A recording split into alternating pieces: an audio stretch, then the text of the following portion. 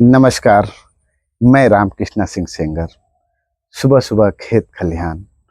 आज मैं खेतों को घूम कर आया, पसीना देख रहे होंगे। तो इस जगह पर जब मैं आता हूँ, तो 5 मिनट बैठ जाता हूँ। बहुत पहले की बात है, जब हम पढ़ते थे, जिस दिन छुट्टी रहती थी, तो हमारे दादाजी खेतों में जब कुछ काम होता था, तो यहाँ इधर काम होता था इस क्षेत्र में, तो यहाँ बैठा करते थे।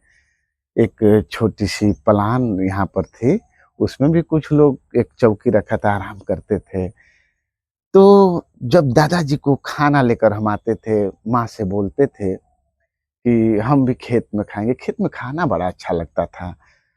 तो टिफ़िन थी बड़ी वाली खाने खाने करके, एक हमारी स्कूल वाली टिफ़िन थी, उसको भी साथ में अपना खाना लेकर अलग आते थे।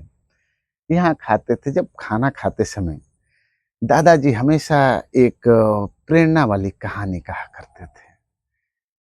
तो बड़ा ही आज के ज़माने में दादाजी का बड़ा ये है कि जल्दी किसी बातों का अनसुना ज़्यादा कर देते थे खराब बातों के।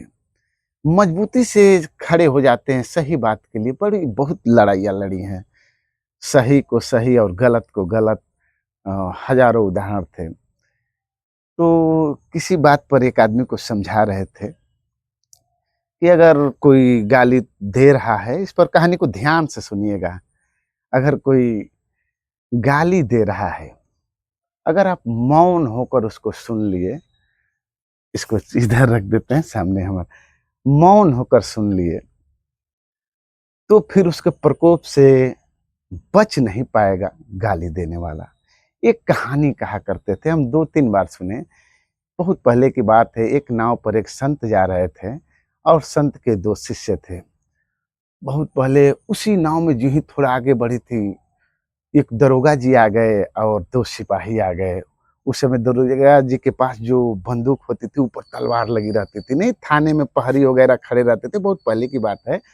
दादाजी बताते थे कि वो संत वाली कहानी बताते थे कि नाव में संत पहले से थे, 2 शिष्य थे, फिर दरोगा जी, इनके 2 सिपाही चढ़े। तीनों लोगों के हाथ में बंदूक थी, वो राइफल या बंदूक जो हो, पुराने जो समय की कहानी है। तो क्या होता है कि वहाँ पर एक सैनिक बूट पहना था, संत नंगे पाँव, उनके पैरों को कुचलते हुए अपना बूट रख दिया। संत को चीख निकल गई, दर्द से चिल्ला दिए, "ओह! मेरा पैर!" इस पर वो सिपाही को गुस्सा आया और चाटा मार देता है। चाटा मार देता है, वो आँख बंद करके संत राम, राम, राम, राम, राम, राम, दादाजी ऐसे आँखें बंद करके हमसे कहा करते थे, इसी जगह पर वो कहानी बताए थे।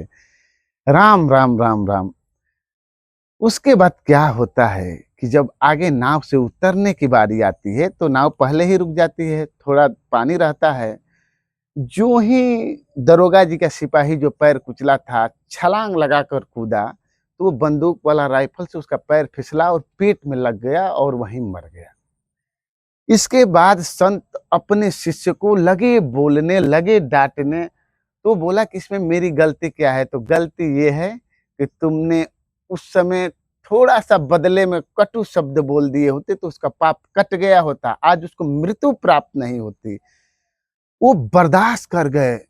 कहा जाता है मुनि के क्षमा श्राप से भारी। और उसको अगर किसी जिस तरह से बोलबाजी और ये माने मैं क्या बताऊँ, आज के समाज में सब लोग ज्ञाता, विद्वान, फेसबुक कमेंट, ज़मीनी हकीकत अगर देख लेंगे ना, तो क्या है, ऐसी-ऐसे भाषाओं का प्रयोग हो रहा है, हम तो बहुत बचते हैं। और एक कहानी आपको कैसे लगी? अगर ध्यान रखिएगा, मुनि के क्षमा श्राप से भारी।